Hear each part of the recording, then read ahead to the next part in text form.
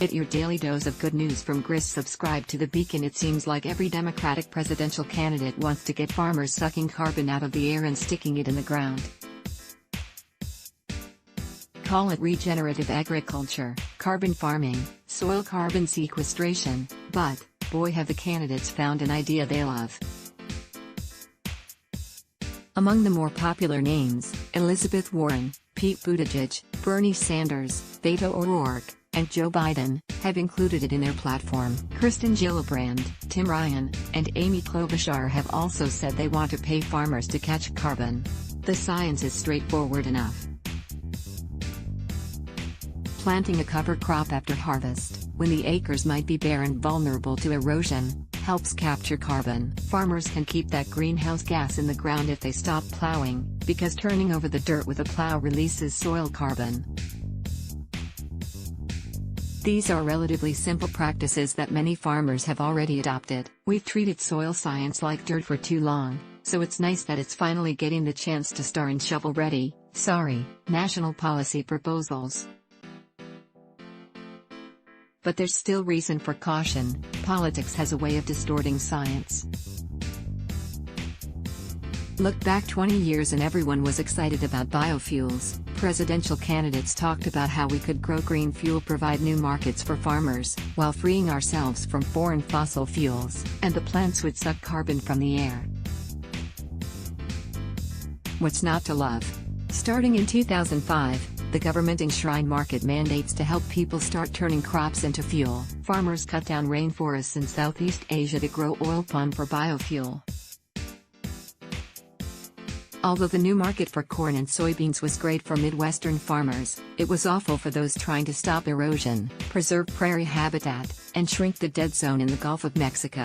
At this point, it's nearly impossible to tell if biofuels are any better or worse for the climate than gasoline. So if we want to learn from history, rather than repeat it, we'll damp down the hyperventilation over soil carbon, make sure we get the numbers right, and look out for unintended consequences. Right now, the presidential candidates are talking in big terms. Sanders' plan, for instance, says the government will pay farmers $160 billion for the soil health improvements they make and for the carbon they sequester. O'Rourke just says he wants to allow farmers and ranchers to profit from the reductions in greenhouse gas emissions they secure. But as these ideas morph from Iowa stump speeches to actual legislation, keep an eye out for some potential stumbling blocks. It's uneven. The amount of carbon you draw out of the atmosphere with, say, your winter cover crop depends on how long your fields are frozen, how sandy your dirt is, how many worms are squirming in your soil, and that's just for starters. So if the point is to fight climate change, proposed policies should pay farmers for results, the amount of carbon dioxide they take out of the air, rather than paying for practices, like planting a cover crop, said Jonathan Sanderman, who studies soil carbon and climate change at Woods Hole Research Center. Returns diminish. As soils fill up with carbon, it gets harder to add more. Soil gets saturated.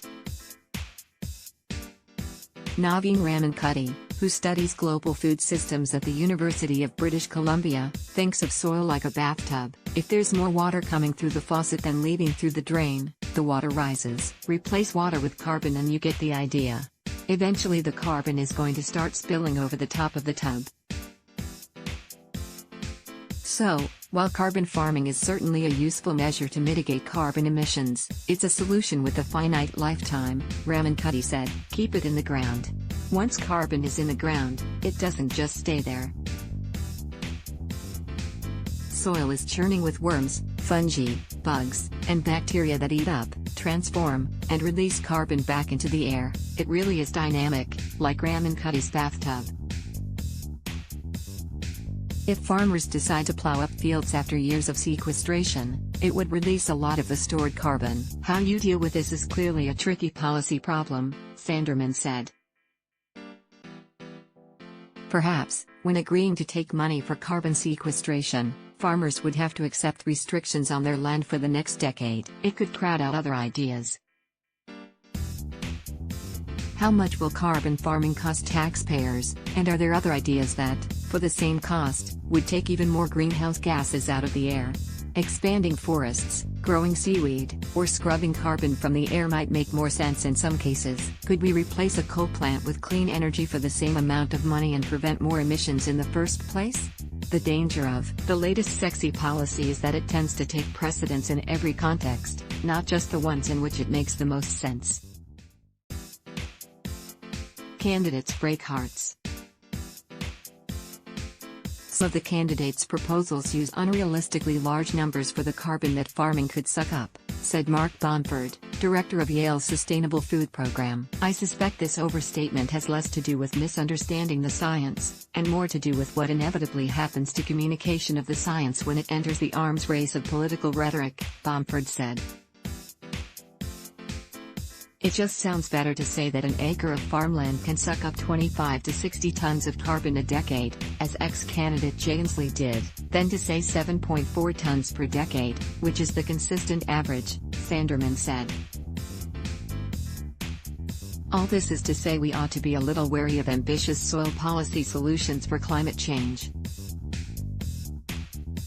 Anyone who says we've figured out carbon farming, or whatever your buzzword of choice, deserves your skepticism. But the nice thing about these proposals is that minimizing tillage, planting cover crops, and the other practices that store soil carbon are generally good for the environment, even if they don't do as much to stem the climate crisis as advertised.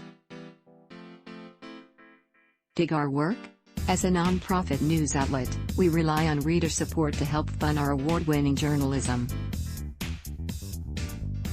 We're one of the few news outlets dedicated exclusively to people-focused environmental coverage, and we believe our content should remain free and accessible to all. If you dig our mission and agree news should never sit behind a paywall, donate today to help support our work. Chip in what you can. Let's block ads. Why?